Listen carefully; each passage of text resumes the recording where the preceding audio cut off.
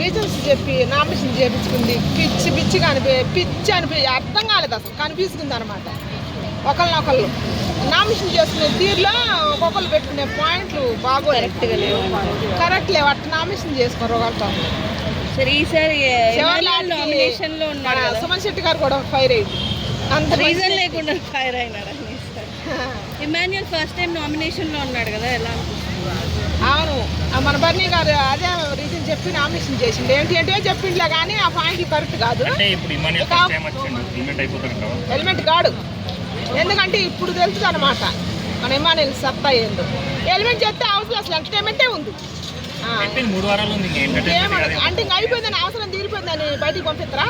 అది న్యాయం కాదు, అది కరెక్ట్ కాదు. అందుకే మనకు న్యాయాల గురించి తెలియదు కాబట్టి మన సమాజం ఎట్ట పాడైపోయింది. గెలవాల్సిందే, ఉండాల్సిందే. ఆయన ఈ సీజన్ కప్పు కొట్టాలి న్యాయం.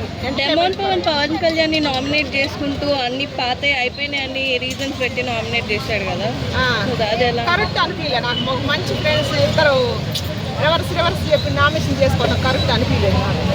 మరి రీతు సోదరు మీద పెట్టి నామినేషన్ చేసేటప్పుడు అయితే వాళ్ళిద్దరు అనుకుంటే ఏడుతుంటే నాకు ఏడుపు వచ్చిందమ్మా.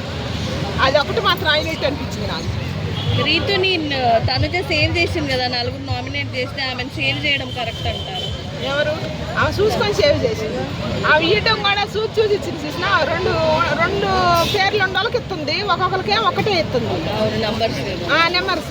ఫ్రెండ్షిప్ కి వాల్యూ ఇచ్చి ఆమెను సేవ్ చేసింది. వాల్యూ ఇచ్చిందంటే అది పక్కన పెట్టలే కానీ వాల్యూ ఇచ్చి అసలు ఫస్ట్ నాన్నకి ఇవ్వాలి, సపోర్ట్ చేసిన ఇమాన్యుయల్కి ఇవ్వాలి.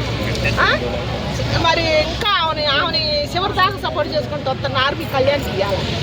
అది పక్కన పెడితే ఆమె సేవ్ చేసింది అనమాట. ఇంకంతే. ఎవరు సపోర్ట్ చేయట్లేదని అంటుంది కదా, చేయలేదని చెప్తే మరి సేవ్ చేసింది.